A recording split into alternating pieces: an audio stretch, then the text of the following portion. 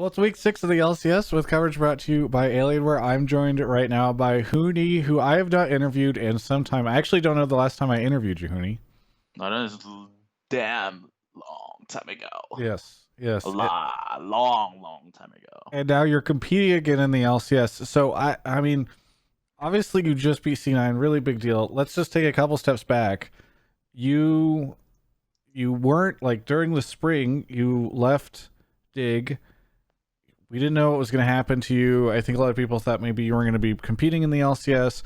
You take a spot with EG where you're not a starter. Mm-hmm. So what was your side of all those events? What was going through your mind and how did you end up on EG? First of all, probably we were between me and Dignitas, probably were both of us is not happy for each other, probably, and looking for and for the summer split, they said, we can explore the options with which is like I'm going free agency and looking for a new team. Like there was a like, bunch of options that I could choose, and I chose to go with just the FA because like as I mentioned it, probably I was not happy in that there, and they were not like 100% happy too. So it was like just like farewell and good luck for the summer split, both of us, and being ends up just joining EG, which is there's a Bang, there's a Andrew Barn, which is I worked with him, used to like the 2019 when I Yeah, was a CG, right. and I had like really good experience with him.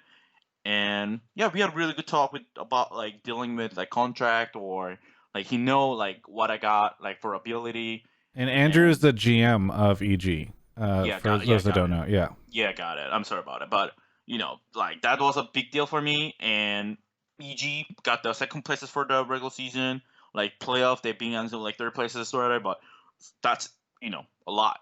That's huge. Like for me, it's like I can actually be there and then make it even team more upgraded. That was what I thought, and we were. Yeah, I mean that's basically how I got EG. But I mean, what's interesting is you knew that the team was good. The team had found success, but you weren't going to be starting on the team, and you didn't start. So I mean, that was that a difficult decision for you? I don't know if you had opportunities to start on other teams, or if it was tough to end up on a team knowing that you weren't going to be competing. I think I had it. Like for sure, I had it. But the thing is, I mean, I could easily. Like first of all, I probably could have just played in Dignitas. Okay, Just, I mean, anyway, like for the EG side, like I knew probably there's a less chance that I'm gonna be starting at the roster for with this because since there's a Bang and Suzuki, and it's also morely about setting up for 2021 and 2020 is gonna be more like helping out like Kumo or like and helping just Elsie's team as a like coach or like being like more analyst probably after academy season's done, if this makes sense. And we yeah, also earlier this split we tried the no, which is a 7-man roster with a Daftily and me in with a right. playing Jizuke, like Savan and Zazel, and it was not even that bad honestly. Like that was the main thing that probably they were concerned that like I could just nearly play anytime whenever they want, and also I want. So So did you have expectations that you would end up playing at some point in time during the summer? Like, did you think, okay, it's only a matter of time? um I mean, I was not really expecting. I was not really hoping because it's like just waiting for just them calling to me. It was like kind of hopeless and like feel kind of depressed. Yeah. And I was like just mainly more focused on just playing like for my individually like how should I get better? Because since I technically I failed a spring split and people were like not the Huni is actually not performing as like good as much as before, which is like like summer split like when I'm just carrying like Right. the team. So that was my main goal, that trying to just get my form back and trying to make my life happier and make sure I can perform like what I got, and I think I've shown. Okay. Well, so you and Golden Glue played last night, and the team lost, and there was a lot of criticism in that moment around the decision to put both of you in. I mean, what was going through your head after that loss? I mean, honestly, I didn't really care at all because like the draft was really, really like on kind of unwinnable.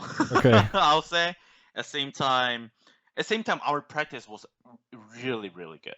It was Okay. like, it was like just too insane that I was like so excited to play again in LCS with this roster, and then being ends up playing with my one of the best friends, which is Bang, and Yeah, it was like I was like so happy to wait for just playing LCS that I couldn't wait for perform. But it was like, of course, I was really depressed.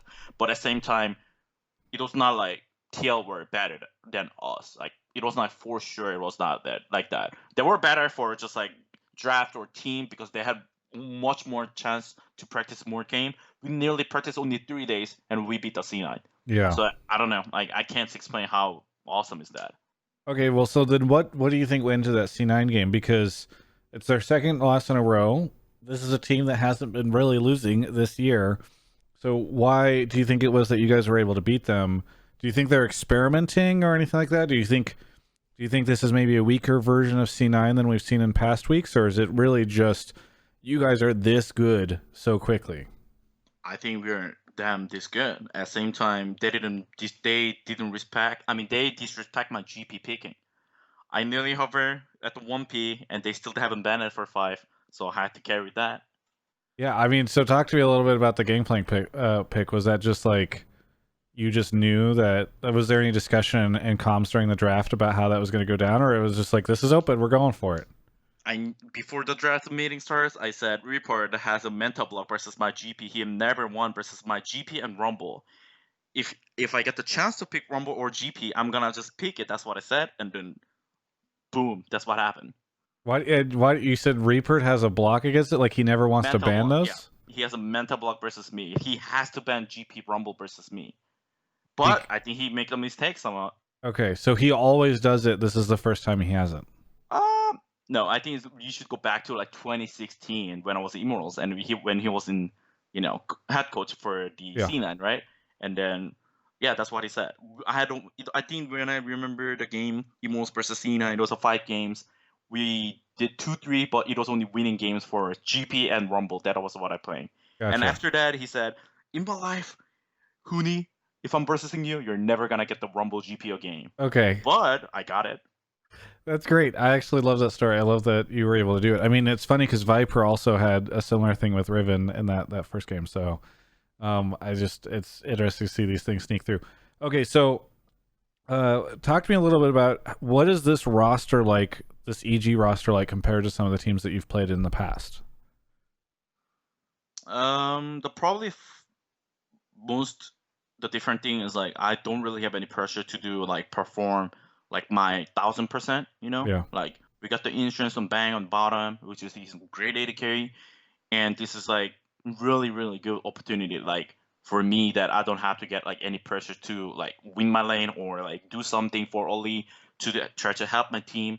Like I don't have to do anything. Like basically, I feel like I'm just nearly my mindset just being kind of like SKT that they're gonna do themselves whatever they want, and I just need to keep my job to what I want to do. Or it's gonna be, I guess it depends on draft. Like for these 2 days, I picked the GP, and I guess I had some like responsibility to do something. But there's a lot of draft is gonna be like really calm, flexible. I'll say. So you guys only have 4 weeks to figure this stuff out before playoffs. I mean, it's very late in the season for this roster. I mean, the roster is now it's a pretty big change, right? Like that's 40% of the roster. So, what do you think you guys are going to be able to do? You seem to feel like you're already, a top team in the league. I mean, we do. We just beat the C9, I so know, I know. So that's what I'm saying. So, what are your expectations? Do you think you could win summer? I feel like that's my optimal goal. Like I gotta make this something here. Probably Yeah. this is a. I think I had an interview with the someone that for the academy. I said this is might be highest chance that I might get the NA champion title. But I thought that was gonna be academy. I feel It like, could be Academy Finals. Yeah. but I feel like it's gonna be LCS final. That's what I feel. Like Yes. I actually really confident for this split. Really happy to get some wins here. Okay.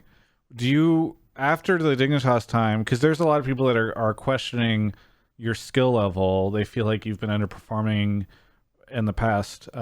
So after you left Dig, do you feel like you were underperforming? Did you have to spend a lot of time like improving and getting better, or do you feel like you just weren't seen correctly or evaluated I correctly? can't deny that people were saying me that for the spring split that I was a performing bad. Like I 100% agree. The reason why my life was like not happy as much as I can.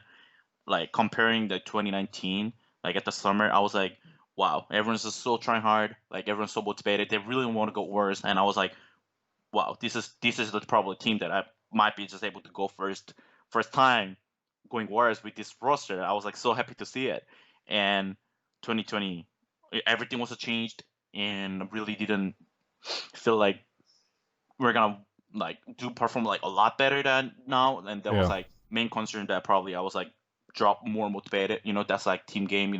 Like I want to. Of course, the players just get motivated for each other, and if you're winning on scrims, like you want to win more. Like those kind of things are like a lot helping it. But I don't think it was not as much as comparing right now or like last year.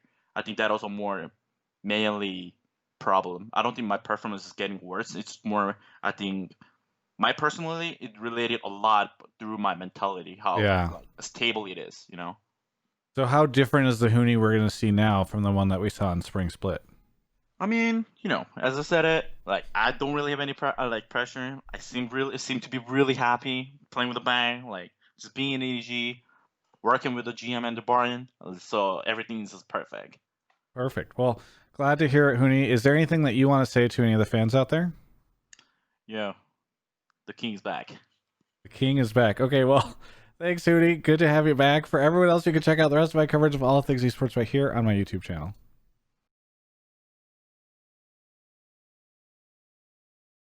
Oh, hey there. I didn't catch you. I was just drinking this game fuel. They don't sponsor me. I wish they did. But you know who does sponsor me?